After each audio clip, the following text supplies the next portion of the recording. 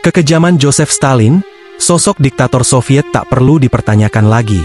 Joseph Stalin merupakan diktator Uni Soviet yang pernah berkuasa pada 1929 hingga 1953. Pada saat kepemimpinannya, Uni Soviet diubah dari masyarakat tani menjadi negara adidaya. Sebelum melanjutkan menonton, jangan lupa tekan tombol subscribe. Buat yang sudah subscribe, semoga rezeki kamu lancar. Selama pemerintahannya juga, sering terjadi teror dan jutaan warganya tewas akibat gaya kepemimpinannya yang brutal. Dalam setiap menceritakan perbuatan mengerikan Joseph Stalin, ketahuilah ini menyakitkan untuk didengar, dan penuh dengan penderitaan dan kematian yang tak terhitung. Stalin mengembangkan kekuasaannya sebagai Sekretaris Jenderal Partai Komunis Uni Soviet pada awal 1920-an setelah Revolusi Rusia. Dia kemudian menjadi diktator Uni Soviet yang tidak diragukan dan de facto dan sangat kejam ketika harus membunuh rakyatnya. Namun dapat dikatakan bahwa Stalin hanyalah satu-satunya orang seperti itu pada masanya, salah satu dari banyak orang yang kejam dan jahat di abad ke-20. Di Cina, Mao Zedong membunuh jutaan orang, sementara puluhan juta orang Cina lainnya meninggal karena kelaparan dan bunuh diri dalam lompatan jauh ke depan. Stalin sering dibandingkan dengan Adolf Hitler, yang membunuh sekitar 6 juta orang Yahudi dalam Holocaust. Di Kekaisaran Ottoman pada awal tahun 1900-an, para pemimpin hampir melakukan genosida terhadap jutaan orang Armenia. Jutaan orang tewas akibat kejahatan Perang Jepang selama Perang Dunia Kedua di bawah Perdana Menteri Hideki Tojo dan Kaisar Hirohito. Bahkan di Uni Soviet, pendahulu Stalin, Vladimir Lenin, tak kenal ampun dalam memimpin partainya melalui revolusi brutal yang merenggut sekitar 9 juta nyawa. Stalin jelas memiliki tempat di antara para ideolog paling kejam dalam sejarah. Jumlah orang yang tewas di bawah pemerintahan Stalin, yang kemudian dikenal sebagai Stalinisme, agak diperdebatkan, mengingat pencatatan rahasia dan seringkali samar selama pemerintahan terorisnya. Tetapi melalui perintah langsungnya, jutaan orang di Uni Soviet tewas dengan eksekusi, dan lebih banyak lagi yang tewas di kamp kerja paksa. Jutaan orang lainnya mati kelaparan melalui kebijakannya yang tidak tepat dan seringkali dengan sengaja kejam. Inilah 6 tindakan paling keji yang dia lakukan adalah: Lenin mendirikan Gulag, jaringan penjara dan kamp kerja paksa di seluruh Uni Soviet. Tetapi Stalinlah yang mempekerjakan mereka untuk tujuan mereka yang paling mengerikan dan paling tidak semi-efektif. Seperti penjara di seluruh dunia, digunakan untuk menampung penjahat. Namun, tujuan utama Gulag adalah untuk menguasai penduduk melalui ketakutan, dengan memenjarakan, menyiksa, dan membunuh orang-orang yang tidak diinginkan, pengkritik komunisme, dan siapapun yang menentang Stalin untuk menyeret Uni Soviet dari masa lalunya yang agraris ke dalam masyarakat industri. Lebih dari 3,7 juta warga Soviet dipaksa masuk ke kamp, banyak di daerah paling terpencil dan tandus di negara itu, antara tahun 1931 hingga 1953, dan menurut satu laporan, hampir 800.000 dari mereka ditembak. Populasi Gulag mencapai jumlah terbesarnya pada awal 1950-an dengan kira-kira 2,5 juta narapidana.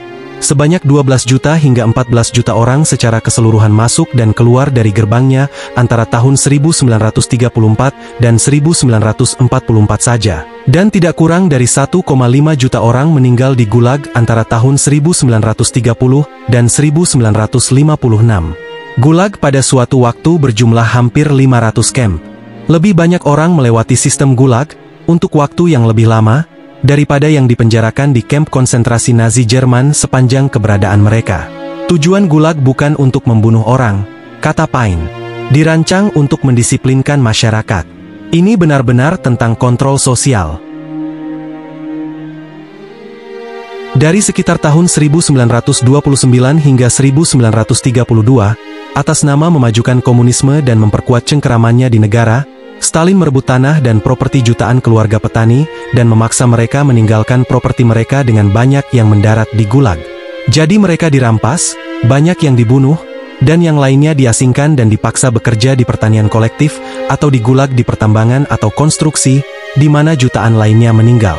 Stalin, yang khawatir dengan elemen subversif di dalam perbatasan Soviet, juga memerintahkan pemindahan paksa seluruh populasi, orang-orang dari kebangsaan tertentu yang tinggal di Uni Soviet yang dideportasi atau dipindahkan ke daerah-daerah terpencil di negara itu ke dalam apa yang oleh sebagian orang disebut pemukiman khusus.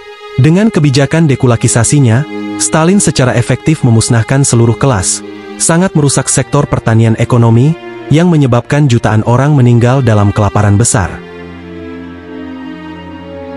Menurut The Harvest of Sorrow, Soviet Collectivizatin and the Terror Famine, sekitar 14,5 juta orang meninggal karena kelaparan di Great Famine tahun 1932-33, juga dikenal sebagai Holodomor. Perkiraan jumlah korban tewas sangat bervariasi, tetapi secara umum disepakati bahwa jutaan orang tewas Ukraina dan Kazakhstan sangat terpukul. Dan tidak seperti kelaparan lain di mana kekeringan adalah penyebab utama, kebijakan Stalin terhadap industrialisasi dan jauh dari produksi pangan pertanian kecil yang berkontribusi terhadap bencana ini. Selain itu, Stalin menggunakan kekurangan pangan secara strategis, memastikan bahwa daerah-daerah tertentu lebih terpengaruh daripada yang lain. Dia dengan tegas menyambut banyak kematian, terutama jika menyangkut musuh negara, kulak, dan pemalas. Lenin mengatakan bahwa, dia yang tidak bekerja, dia juga tidak akan makan. Banyak yang menganggap kelaparan besar tidak lebih dari genosida dan menyalahkan Stalin secara langsung. Dari genosida Stalin, oleh Norman M. Naimark, untuk sejumlah alasan, Holocaust harus dianggap sebagai kasus genosida terburuk di era modern. Namun demikian, poin perbandingan antara Stalin dan Hitler, Nazisme dan Stalinisme, terlalu banyak untuk diabaikan. Keduanya adalah diktator yang membunuh banyak orang di benua Eropa. Keduanya mengunyah kehidupan manusia atas nama visi transformatif utopia. Keduanya menghancurkan negara dan masyarakat mereka, serta sejumlah besar orang di dalam dan di luar negara mereka sendiri. Keduanya, pada akhirnya, adalah genosida. Pada tahun 1936, Stalin memprakarsai pembersihan besar, yang bertujuan untuk menyingkirkan Partai Komunis dari beberapa pencela dan saingan terbesarnya. Ratusan ribu orang awalnya ditangkap oleh NKVD polisi rahasia Stalin. Banyak yang dieksekusi atau dikirim ke Gulag. Dari 103 anggota tertinggi Partai Komunis, 81 dieksekusi. Akhirnya, lebih dari sepertiga dari Partai Komunis tewas selama pembersihan besar-besaran, yang memiliki efek meneror masyarakat umum juga.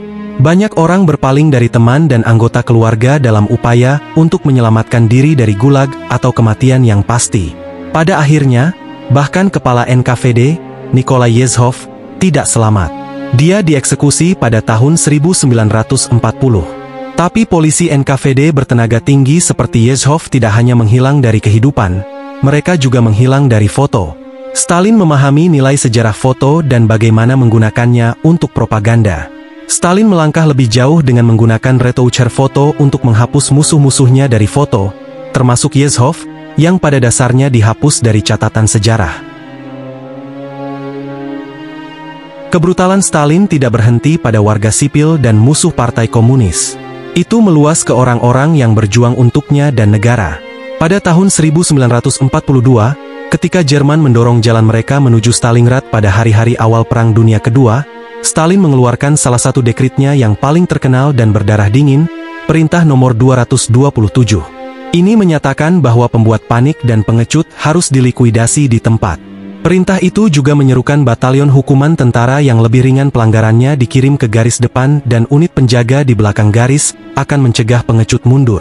Tidak jelas berapa banyak tentara Soviet yang tewas di tangan rekan-rekan mereka di bawah perintah Stalin. Dalam ordo terkenal lainnya, Stalin mengatakan bahwa, kami tidak memiliki tawanan perang, hanya pengkhianat tanah air. Dari perang Hitler di timur, 1941 hingga 1945, penilaian kritis, berbeda dengan tawanan perang dari negara sekutu lainnya, orang Soviet yang selamat dari kamp Hitler tidak kembali ke tanah air mereka setelah perang sebagai pahlawan yang dibebaskan.